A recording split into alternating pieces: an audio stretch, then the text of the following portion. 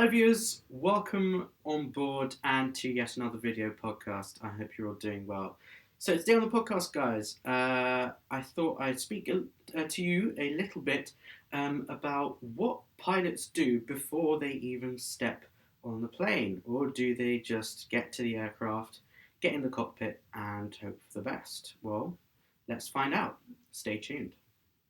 So let's say you've just got to the airport 2 or 3 hours before your flight, as you usually do. Lots of people think that's an incredible amount of time to arrive before your flight, and on the most part, indeed it is, but it's all for a reason. Now, just like we have to get to the airport well before the flight is due to depart, and even sometimes before our aircraft has even arrived at the airport, pilots also have to get to the airport before the flight departs, usually about an hour or so before, maybe half an hour to 45 minutes if it's a short haul flight. But today, for the purposes of this explanation, we're going to use an example of, say, British Airways Airbus A350 that's on its way from London Heathrow to Toronto. So picture yourself, you've just got into Terminal 5 with all your baggage, your luggage and everything, and you go to the check-in desk. Your flight departs exactly 2 hours from now. You get your bags onto the baggage belt, you've weighed them, they're not overweight, which is perfect, and off they go into that abyss as they make their way to the aircraft. So it's about T minus an hour and a half now. You're waiting in the massive queue that is security that everyone hates. But you've just got to do it. You start taking off your shoes, belt, taking your laptops out of your bags, getting those trays out, and putting everything into the trays. You've made your way through the metal detector. It's gone beep at you, and you've had to be frisk searched, but you've got that out of the way. You haven't got anything, any contraband on you. You've made it past security, and you are out into the terminal where you've got your selection of restaurants and shops, and even the option to buy that massive ceramic vase that you can have delivered straight to your door for when you arrive back from your holiday, which is fantastic. So now we're about T minus an hour and 15 minutes. So whilst you're relaxing in the terminal having your, or I don't know, Krispy Kreme donut or a late lunch at Wagamama's or something, your flight crew is on their way to the airport and is almost there. So once they do arrive to the terminal, and this is where I'm now drawing upon my knowledge that I have from a fantastic 4 days of work experience that I did at British Airways at the Waterside headquarters just next to Heathrow. An absolutely fantastic 4 days with the company, and I cannot thank them enough for the experiences that I had. But on the last day, we had a true insight into what it is to be a British Airways pilot. And so let's transport ourselves into the shoes of this Airbus A350 captain as we walk into Terminal 5 departures. So what this captain will do is probably take one of the lifts, and if you know Terminal 5 well, they're all coloured, and there's one lift at the far end of the terminal, just next to a Cafe Nero, in fact. I think it's a red lift, and he's going to take that up, he or she is going to take that all the way up to what they call the CRC, the Crew Report Centre. Now this is where all the pilots and cabin crew meet, and we have the logistics fleet managers and the chief pilots and everything. Everyone congregates up there, and there are a few officers and briefing rooms, and everything happens up there before the flight. So the captain will walk into the CRC, log themselves onto a computer, and up comes all, for the purposes of this podcast, up comes that one flight on the Airbus A350-1000 to Toronto. Now, what's going to come up here on this system is all the information about today's flight. So, the tail number of the exact aircraft that you'll be using, the aircraft type, and on there you should have a flight plan, information about the weather, airport charts, any notifications that they may need, and so on. Now, usually the task of printing these out and just going over them in the first instance would be the job of the pilot not flying, which would be the pilot monitoring. And in this case, we're going to say the pilot flying today is the captain, and the pilot monitoring is the senior first officer. So the senior first officer will print out all of these documents, as probably will the captain, although now everything is electronically stored on iPads. Printing these out might not be necessary. Although there may be a few charts, for example, for the weather or the load sheet, so how heavy the aircraft is, how much fuel, cargo, passengers, etc. These things you might just want to print out to do any calculations. And of course, the flight plan, where you'll be logging how long it's taking the aircraft to go between waypoints and how much fuel is left over. These of course, will need to be written down and logged during the flight by the pilot monitoring. So the flight crew, usually on a flight from London Heathrow to Toronto, this could consist of up to 3 flight crews. So you will have a captain and a first officer, or a couple of first officers, just so that the pilots can take turns in terms of taking rest and having shifts in the cockpit. So the flight crew will sit down and discuss today's flight. So these discussions will probably consist of things like the flight plan, so the route, where's the route going over? Are we going to encounter any turbulence, or are there any towering cumulonimbus clouds that we might have to avoid, etc., etc. So what's the weather outside of Heathrow? Do we have any strong winds? Do you have any rain? And what's the weather like in Toronto? The same thing. Any kind of exciting piece of weather that may mean we're going to have to be a little bit vigilant, or maybe request a little more fuel in case we might have to make several approaches or even divert. So all of these things have to be discussed. And then we'll discuss any notifications. These are called NOTAMs, notices to airmen, if there are anything in the vicinity of the airport or in the airport itself that pilots are going to have to be vigilant about when taxiing and taking off. And usually at Heathrow, the main NOTAM that you will see is lots and lots of cranes. So cranes from building sites, etc., around the place. And of course, tall buildings in the central London area too. So once all of this has been discussed with the flight crew, now it's time to meet the cabin crew. So this is a transatlantic flight, and it is very possible that some turbulence will be encountered along the way.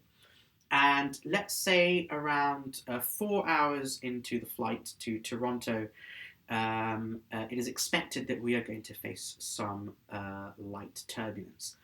So sometimes it's not necessary to avoid this turbulence, but what the pilots will do is notify the cabin crew that this is going to be the case, so that they are prepared when the time comes to be vigilant, or to maybe stop service if need be.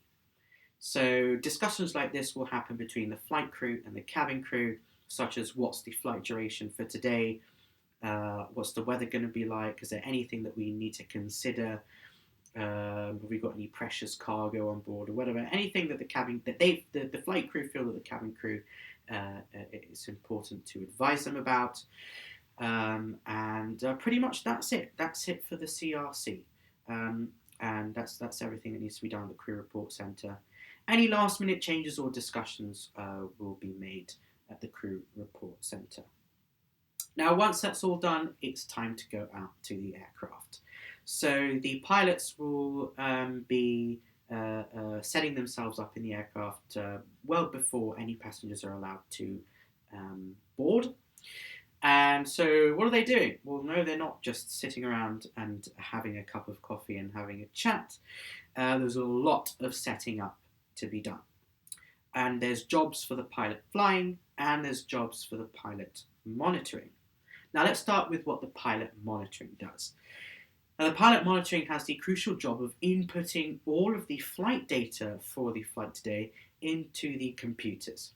Now, in the Airbus A350, the computers are called the MCDUs, and the pilot monitoring, in this case, we said as a senior first officer, will be inputting all the flight data, all the route information, the load sheet values, and everything such as that into the MCDU and getting everything set up for departure. So basically, we're inputting all information into the computer that's going to tell the aircraft what to do, where to go, how high to fly, how fast to fly. So all this information is crucial. During this time, what the pilot flying will be doing is, of course, doing their own checks of their equipment, making sure they've got all the charts and paperwork that needs to be done. It is done and checked. But the most crucial step in preparation for departure for the pilot flying is the walk around.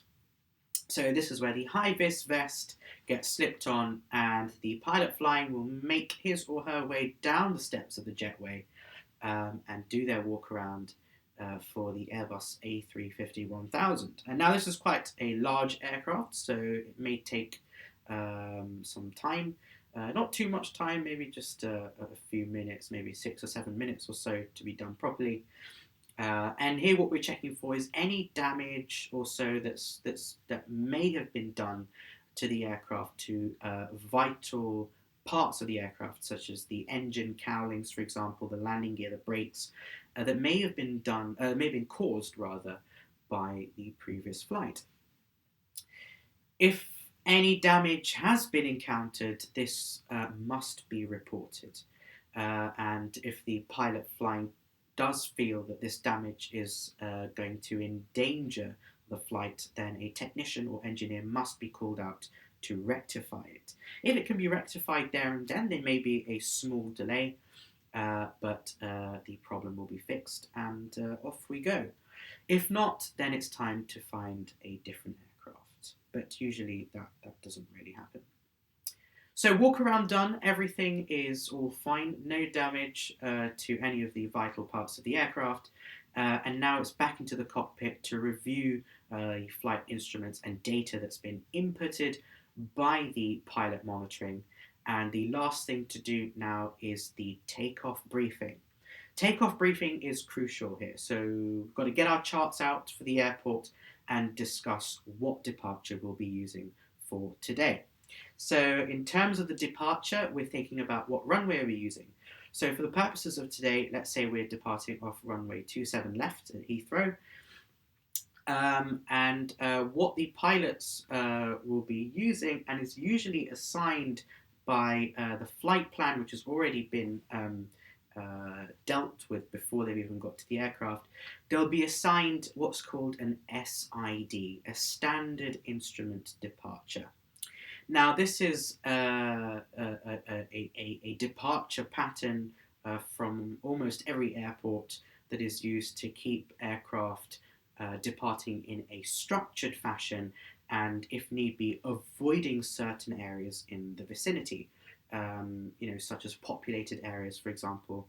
The SIDs will make sure that aircraft do not overfly those certain vicinities. So the pilots are going to discuss what's going to happen in the takeoff briefing. So we will discuss what are our takeoff speeds, and there are 3 takeoff speeds when it comes to takeoff. We have V1, VR, and V2. So we'll be discussing at V1 basically is the decision speed. So we have to decide here at V1 whether we're going to go or not. So the pilots will be discussing what are the criteria that we need to consider if we do need to abort the takeoff. For example, it could be an engine fire, an engine flame out, anything such as that. So takeoff briefing also includes any engine out procedures. So for example, if they take off and they've lost an engine, what are they going to do in terms of what altitude to climb to, and how they're going to communicate with air traffic control to get themselves back to the airport. So takeoff briefing done. They've discussed what the takeoff is going to consist of, what flap setting they're going to use, what's their takeoff speed, what happens in an emergency, etc. And then it's a quick word to the passengers by the captain to welcome them on board and give them a little bit of information about the flight. Once that's all done, it's the pilot monitoring's job to get onto air traffic control and request clearance for pushback and to start engines. And once that's all done, it's off to Toronto. So guys, I hope you thought that was enjoyable and interesting. If you did think before that pilots do just step onto the plane and hope for the best, and just knowing wherever they're going, I hope that's enlightened you a little bit about the procedures that pilots and flight crew go through before they even step on the aircraft. Hello viewers, thanks for checking out my latest video. I hope you found that interesting and enjoyable. If you did, smash that like button, leave a comment, subscribe, and if you would like me to cover any other subjects, topics or issues, please feel free to leave a comment down below and I'll do my very best to get that uploaded as soon as possible. Now, as always, I do look forward to welcoming you back on board very soon indeed. Have a fantastic day.